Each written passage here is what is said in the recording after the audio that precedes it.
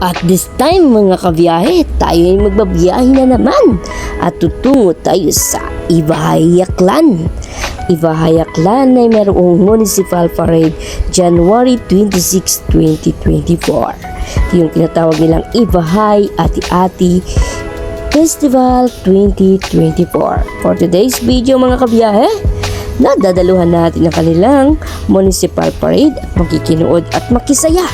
May nakikita tayong mga senior citizen na mga band majorette. Di pa wow, at nagulat talaga ako dito mga kabiyahe.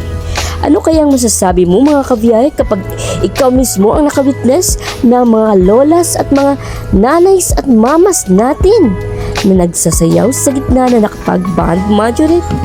Diba? Mapawaw ka at magulat ka rin sa inyong makikita.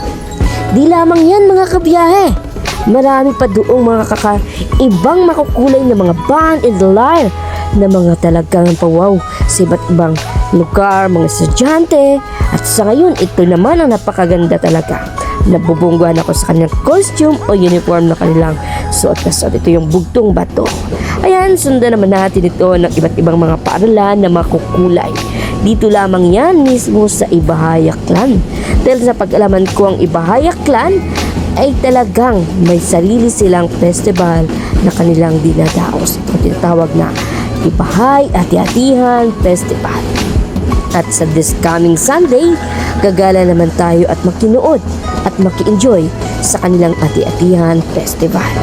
Diba wow, kung gusto mong sumama mga kabiyahe, mag-subscribe ka na. Dito din sila po, si Mickey Mouse at iba pang mga kanyang mga kasamahan. Nga lang, namayat na. Ano say mo dyan kabiyahe?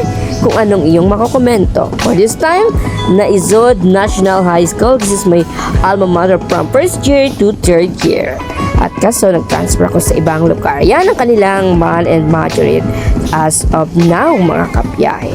Kaya marami pang mga kakaiba doon na ating makikita na hindi lamang natin nakusang na i-video dahil sa sobrang haba at sobrang maulan din as of now. Yun lamang. Maraming salamat.